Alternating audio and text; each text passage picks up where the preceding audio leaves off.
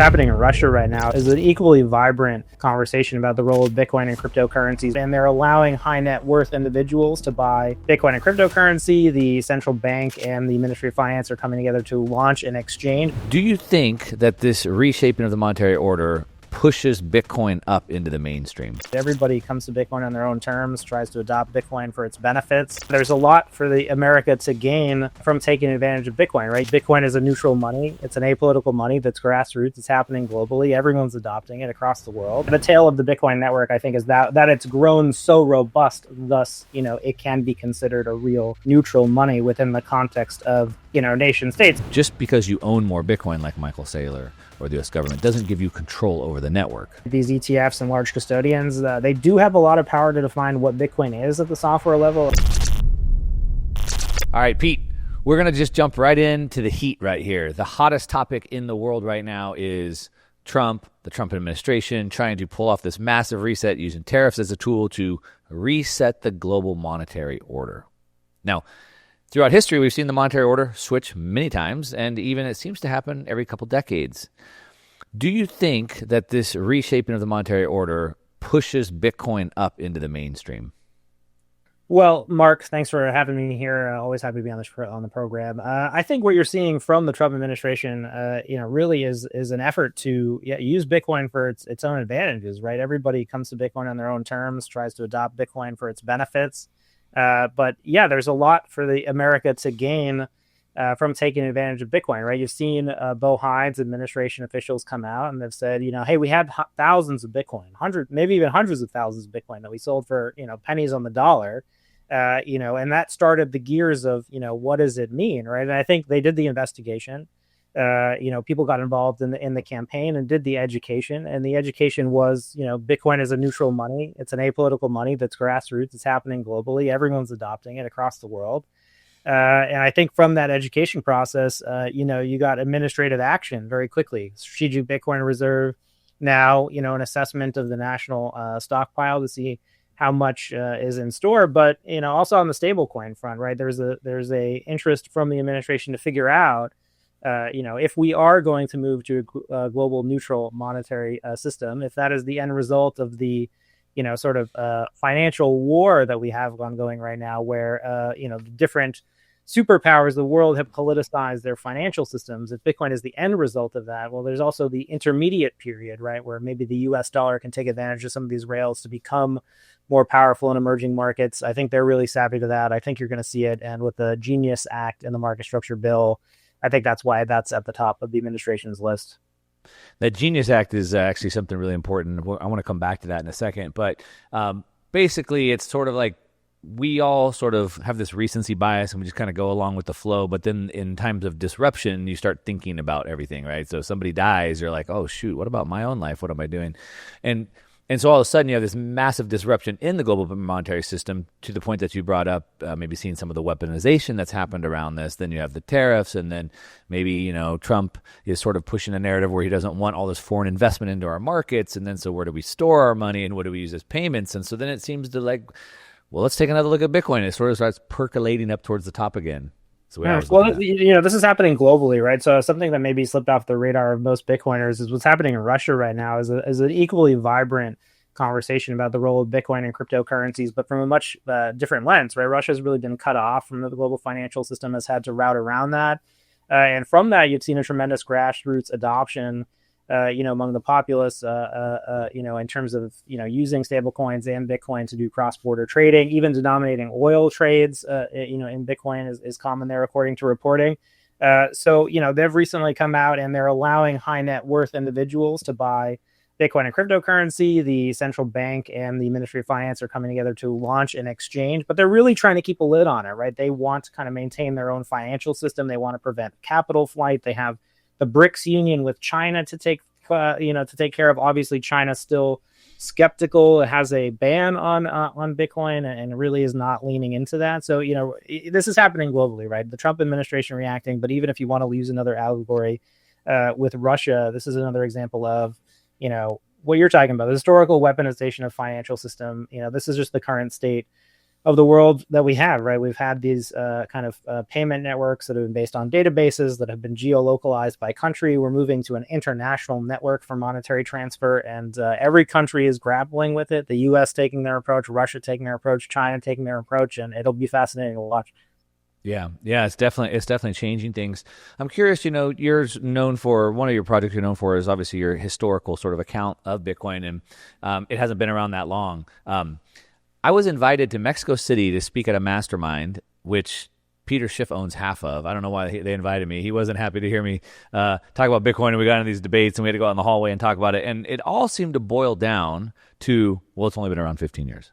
And I'm like, okay, you got me there, right? But in those 15 years, a lot's happened. And we seem to have like these epochs, right, where like Bitcoin has these big moves. And I'm just curious, when you look at like some of these big moves and maybe the catalyst for those, some of these big things, obviously the first block was inscribed about the bailout of 2008.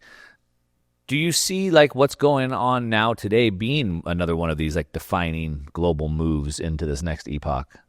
Yeah, I've appreciate you calling out my work there, but people who can go on my Twitter account at Pete_Rizzo_, you'll find some great accounting of kind of the legendary people and figures in Bitcoin, but essentially kind of bringing it back to your question again, which I think was about, can you remind me your question again? Well, I was just saying, throughout the 15 years, we see these epochs where Bitcoin has these big moves, and a lot of it's around some global events that may happen. Obviously, the first inscription was about the 2008 global event, and what if what's going on right now globally might be like this another historical moment where it hits this next epoch. Yeah, I mean, I very much think that we're exiting kind of the early stage of Bitcoin, right? So you think about these phases, these 4-year market cycles. I know this is something that you discuss a lot, and talk about the market structure. But essentially, I think the early wars in Bitcoin and the early drama was mostly on the technology side, right? Bitcoin's a network; it's powered by people who are running computers, running software in their own homes, and this technology had to spread around the globe, right? So essentially, going from one person, Satoshi Nakamoto, to two people. To more people running this technology around the world, and of course, these people, brought their own ideologies together, and they had to come together and create and foster this network and make sure it grew. But really, I think the early drama of Bitcoin is the technical side, right? How, should this be changed? Is it perfected? Are there other alternative designs of the Satoshi Nakamoto Bitcoin system that should be tried and tested? I really see us as kind of closing the book on that era now, especially with what's happening with Trump in Washington and just the embrace by nation states, as well as the, I think ideological kind of collapse that's happening in Ethereum, which has historically been kind of the number 2 cryptocurrency. I mean, this has had a shockwave across the crypto ecosystem where you have developers who've kind of been, building that, and kind of investing their whole life and work energy. In some cases, people a decade of their lives spent in kind of building on startups, working on problems, kind of thinking that some of these alternative cryptocurrencies would potentially be viable. Now kind of seeing Ethereum kind of going through, it's been 4 or 5 years since an all-time high. It's down 60%, 70% in Bitcoin terms. And now they have to kind of redirect their personal life energy, right? So I very much see it as the technology story of Bitcoin. Obviously, there's going to be maybe a need to kind of tweak and improve Bitcoin. And we're never going to get away from the fact that Bitcoin is a software, right? For the first time in history, money is software, but essentially, the grappling with that of the technological war kind of level, I think is over, right? I think it's pretty clear that Bitcoin is the big winner. I think the other cryptocurrencies are adjusting to that. Now I think we are moving into the geopolitical phase, right? Where what does it mean for Bitcoin to really go up, or be sort of, the counterpoint to some of these East-West kind of China, US kind of larger geopolitical events, right? Bitcoin is scaling up into that conversation, and we're seeing the other technologies sort of fade away. So, you can follow my work through those threads. You'll find a lot of the people and figures who contributed to that movement. I think what you saw at the end of that, 10, 15-year period is a really hardening of Bitcoin as a technology and our understanding of Bitcoin, right? Bitcoin was a very new phenomenon. Software had never been money. Money was mostly, things we dug up on the ground, a piece of paper, distributed trust arrangements. Bitcoin has changed all that. Took a while to grapple with that and figure out what it was and really kind of harden that. I think that period is mostly passing over, and that's why you're seeing, corporate adoption, government adoption. There's only so much we can excavate, and I think, the good news is Bitcoin is moving forward and the world is embracing it. So you touched on two different evolutions in Bitcoin there that I want to dig into. Sort of the monetary evolution. You talked about digging up money up out of the ground. There's been this monetary evolution, but you also talked about this technological evolution, where really we kind of are leaving this technical age and now maybe going into more of this sovereign age. So I want to talk about both of those evolutions, but just to kind of put a pin in the question that I'd asked. So where you see Bitcoin really have maybe moving from 10 cents to now whatever, almost $100,000 again. Those were more the benefit of it sort of going through these technological phases, not really being run into as a store of value on a global stage yet. Well, yeah, I mean, obviously the technology and the community around the technology was very small, right? Ultimately, Bitcoin is a network-based money, right? Like that's the thing that's new here, right? If you think about other financial systems as networks, the U.S. financial system is geo-limited to, the United States. That's why we're able to kind of, control and permission, access to that network. But yeah, the tail of the Bitcoin network, I think, is that it's grown so robust, thus, it can be considered a real neutral money within the context of, nation states. Early on in Bitcoin's history, when it was really just in some cases, maybe as little as 10 or a dozen people kind of running the software on their computers, there were scenarios where, somebody could have come and rented a data center and overwhelmed the network and undermined the monetary policy or the credibility of it. Right. So Bitcoin was fragile, right? A lot of the early developers you'll talk to will describe Bitcoin as an experimental work in progress. And there was, periods in its history where, it could have been undermined by a malicious state actor. That was something that people would have been concerned about. Now, for a malicious state actor, to undermine Bitcoin, I mean, you're talking about the sheer amount of computing power that you would need. For people who don't know, the Bitcoin mining network is orders of magnitude larger than the data centers that back Google search engines. So you're talking about the amount of like raw physical infrastructure that you would need to launch some sort of coordinated campaign against Bitcoin to actually censor transactions or block payments or things like that. Is on the order of like you would need to command the small country or somehow secretly acquire millions or maybe hundreds of thousands of expensive mining equipment that's only kind of specialty made in certain areas, right? So you're Bitcoin is never going to be completely 100% secure. It's just probabilistically it's so unlikely that Bitcoin would face an attack of that scale today. But earlier in the past, in Bitcoin's past, it was true, right? There were days in 2009 when Satoshi Nakamoto would have gotten up, and you can look at the transaction history, your own node. If you look at the blockchain, you can look at the transaction history. I mean, there were some days in August 2009 where there was 24 Bitcoin blocks that were mined and there wasn't a single payment, right? Like nobody was really using the network. Maybe there was a few dozen people mining it, if that. And I think it's that maturation, right? Bitcoin at that state in 2009, 2010 is not geopolitically relevant, right? The U.S. government, even if it had wanted to in 2011 or 2010 when Bitcoin was trading for pennies, to do what Strategy is doing or to do what the Strategic Bitcoin Reserve has done, right, which is stockpile Bitcoin for America, right? If you think about it as in 2010 or 2011, that would have been inconceivable, right? Like you would have essentially, if the U.S. government had tried to buy, even put $1 billion in the network, the whole value of all the Bitcoin in existence was less than $1 billion, right? So now like, the liquidity and the wealth within Bitcoin and the economic security that has come from its developments and appreciation.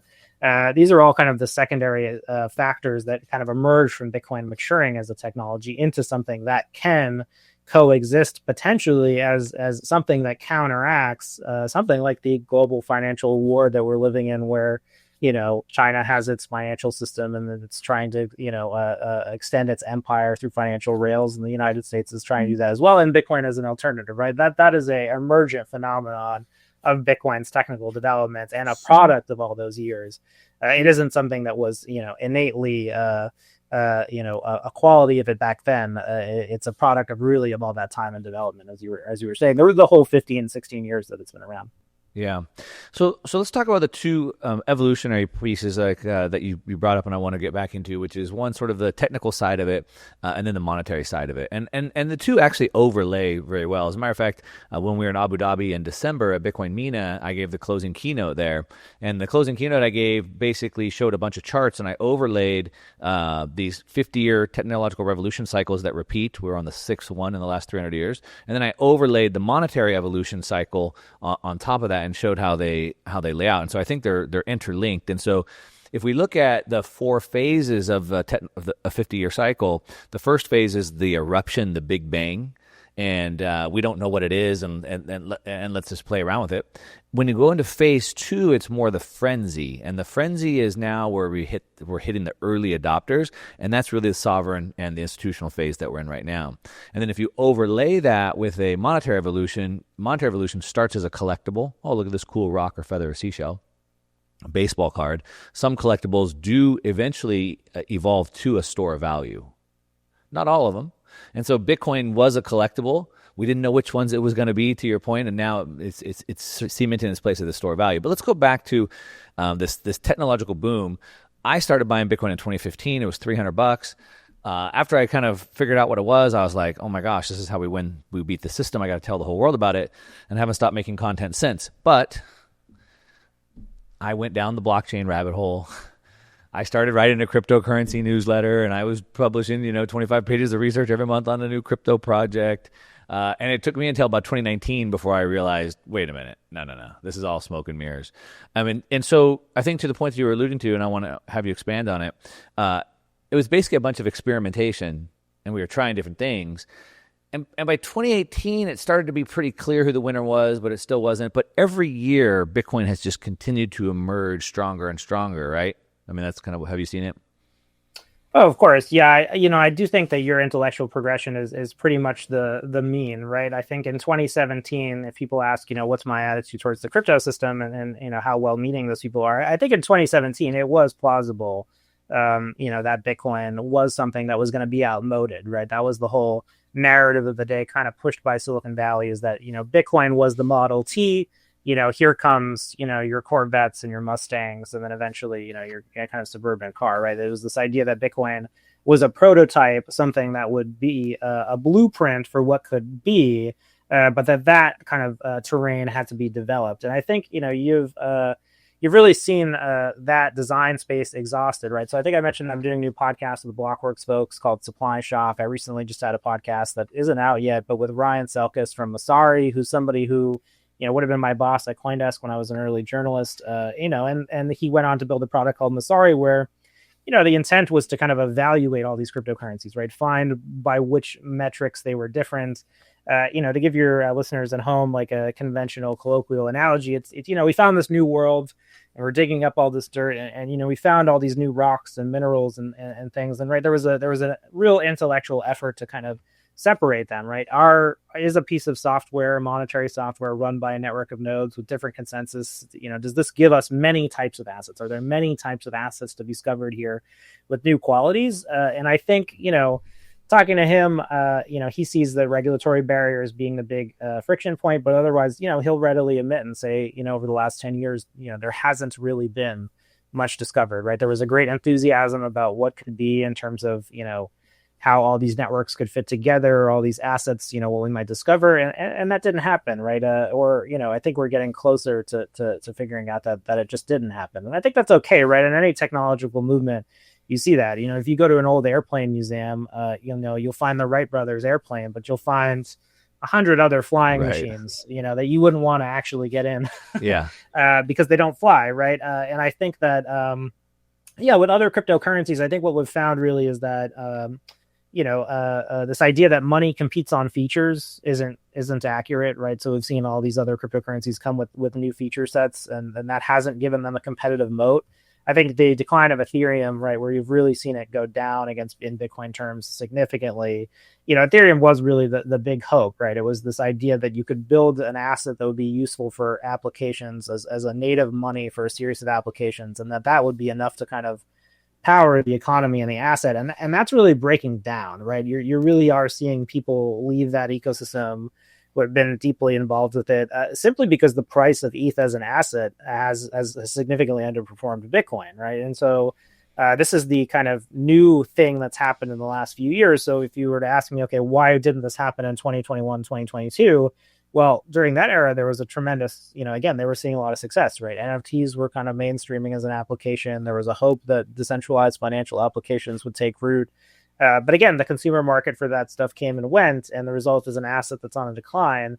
And so, what you're seeing now is an effort to bring some of the, what they think can be salvaged from those kind of designs, over to Bitcoin. Of course, some people have migrated over to Solana, which is an even more centralized version of Ethereum, right? So I think you'll see continued experimentation there. But yeah, I think that it's natural for people to, who have a new idea, create. People are creative. They're naturally if you came to me with an idea, my natural inclination, Mark, would be to say, I could probably think of a better one, right? I'll probably spend 10, 20 hours trying to, figure out how to make a better Bitcoin. I had someone as a guest on a podcast, Scott Stornetta. He's cited in the Bitcoin white paper. Satoshi cited 3 of his papers in the white paper. He's kind of credited as the father of blockchains, right? This idea that you can kind of hash data and kind of create a chain of events in the way that the Bitcoin blockchain works. That was his core invention. And he still holds out for a better Bitcoin, right? I think he's come to appreciate a lot of the qualities for Bitcoin, but, he says at the end of the day, I have this perfect vision of something in my mind that, I would tweak these 2 things. And so as someone who, as a innovator or tinkerer, he's not going to be happy with the very obviously working and successful Bitcoin. He'll want to kind of, see if there's something out there. But I think that will diminish, and the investment in that will diminish. And, I think it's becoming more clear that that Bitcoin is the Schelling point of what's been going on in the industry. Yeah. I think it's a good transition into some of the ideological differences or battlegrounds that we've seen in the Bitcoin space over time. You mentioned it doesn't scale. First, I would just say from a technological standpoint, you have creation problems and then you have engineering problems. So Bitcoin was a 0 to 1 moment, right? It was the creation of fire. Then no technology scales, but that's an engineering problem, and that's usually fixed. You've created it, now we have to scale it. And so to the point that you're making, just for the audience to listen, Satoshi Nakamoto created 2 digital scarcities at the same time. Number 1, no more than 21 million tokens. Number 2, though, was the block space. And so what Pete's referring to is there's not enough block space or throughput on the base layer for the entire world to transact on it. And so in order for that to work, there needs to be an engineering solution, and that is right now happening on layer 2s and 3s and side chains and things like that, where the transactions get batched and then move on to the side chain. And we don't know how that's going to work out, but it seems to be working out at the scale that the demand is there for at this point.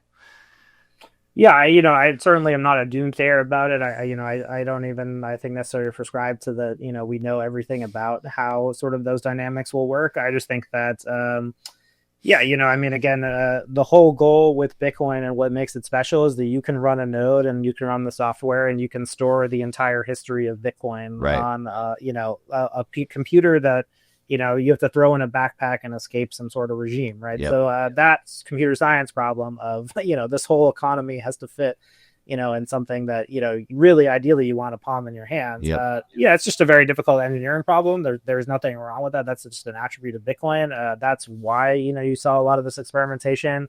I'd like to see a lot of those builders come back and work on the actual problem, which is how do you get the Bitcoin system to be able to have those attributes.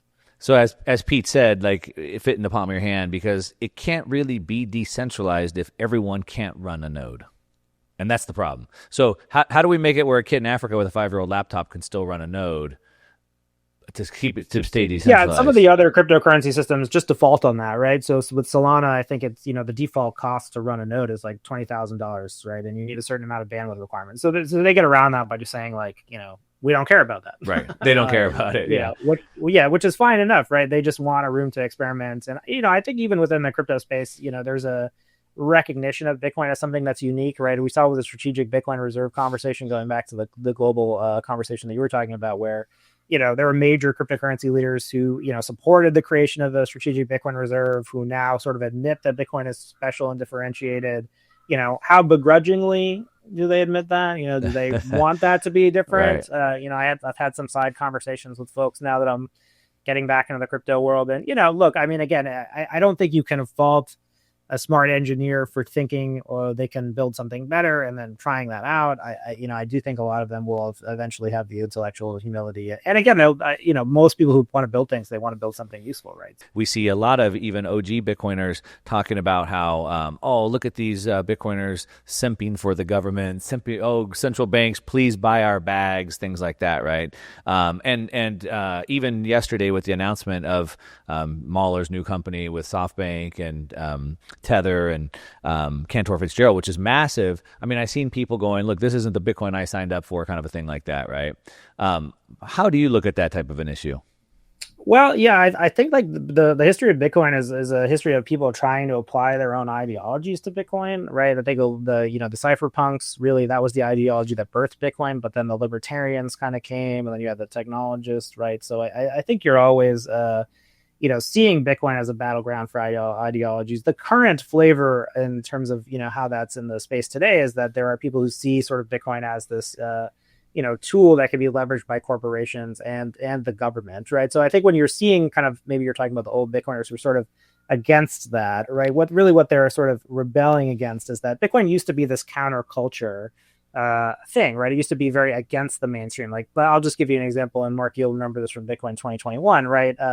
You were hearing at Bitcoin 2021 stories of people who were deplatformed by the government, people who were resisting governments, in foreign countries with tyrannical regimes. You had Ross Ulbricht's voice from prison, somebody who was literally being, buried alive by the state, would have died, in prison. Yeah. So people coming from that era, right? Bitcoin was a tool of resistance. It was countercultural. And I think the discomfort is, and I mentioned this word to you before we started, but the suit coiner, right? Yeah. This idea that Bitcoin is integrating into mainstream finance.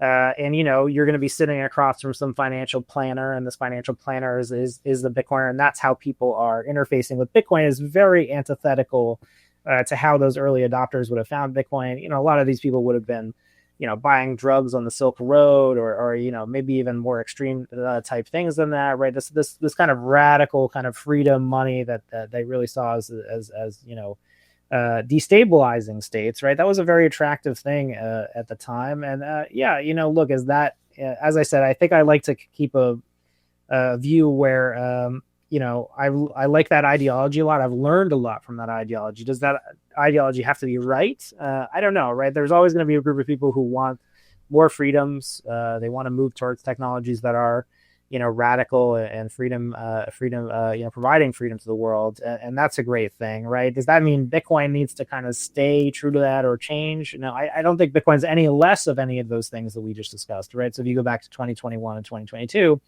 today, Bitcoin is no less, a tool for you to flee a regime. It's no less a tool for you to use, in an instance of domestic abuse or something like that. It's no less, something that, could protect you from a deplatforming or demonetization in some way, right? It's just that we're also doing this thing of, Wall Street is where the capital is. It is where people go to, take the biggest risks and build the biggest companies. And that's why I sort of divided, as I really do think this last election in 2024 was a huge demarcation line in the history of the industry. I think when people look back, they'll draw a pretty bright line and they'll say the first era of Bitcoin, the first age, was 2009 to 2024, and Trump's kind of coming to power and really, within the financial center of the world, validating Bitcoin, agreeing never to sell Bitcoin again, sending that message to the world. That really, I think, is going to demarcate the early age of Bitcoin, where kind of these groups were culturally in charge,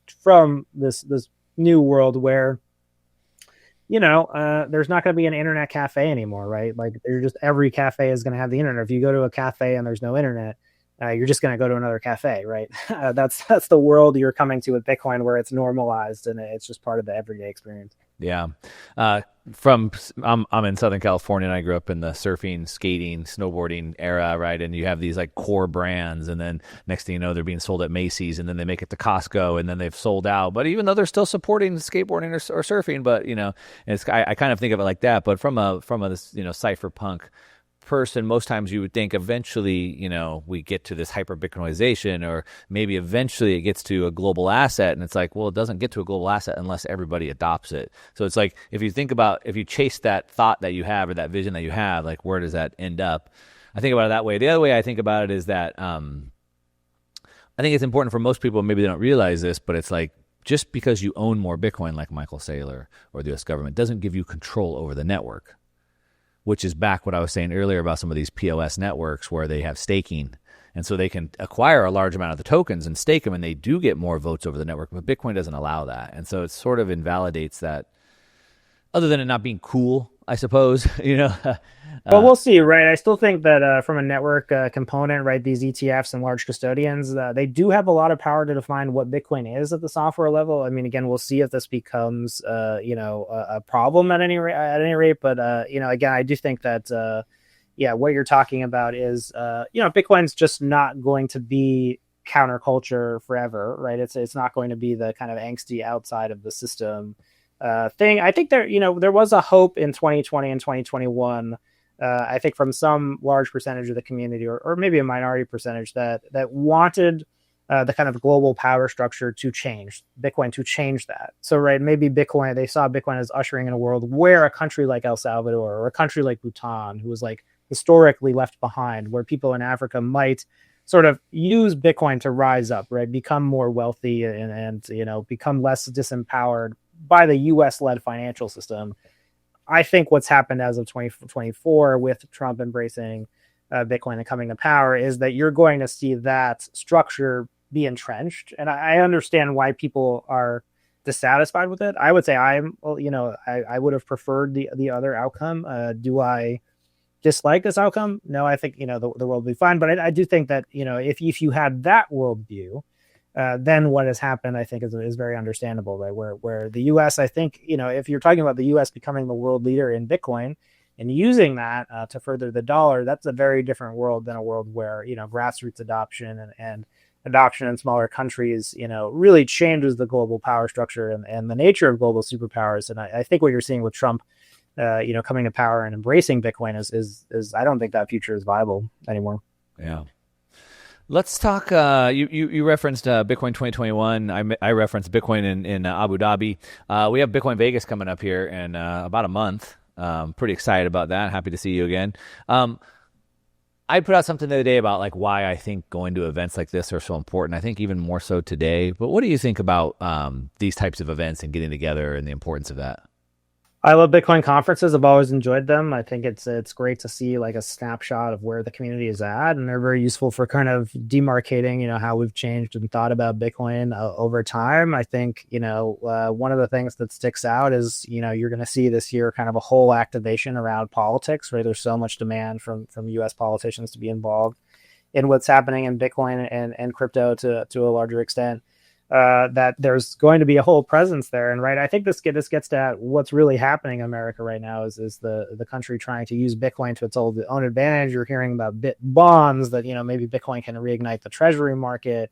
Bitcoin can cancel the national debt. America seems to be kind of embracing, these radical ideas. The politicians seem to be embracing these radical ideas. And, that would have been night and day from last year where, a lot of the dialogue was about, companies had moved overseas, they had been debanked, so I think it's going to be a real contrast if you think about last year with 2024, where Trump really, even then, people forget, when Trump took the stage at Bitcoin 2024, Kamala Harris had only really just been recently named the nominee a week prior.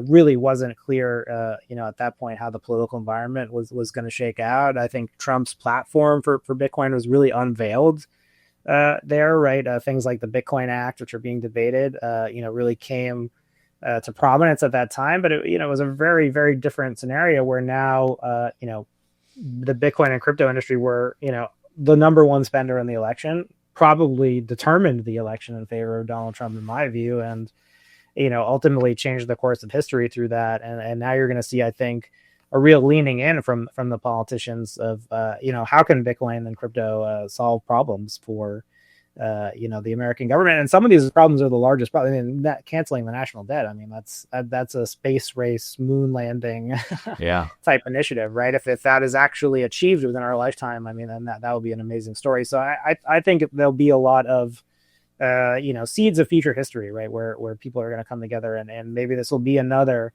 memorable conference in the same way last year's was, where, Donald Trump really arrived, as a pro Bitcoin candidate, and really just shook up the whole industry in the world. Yeah, and we had RFK there, was also there speaking.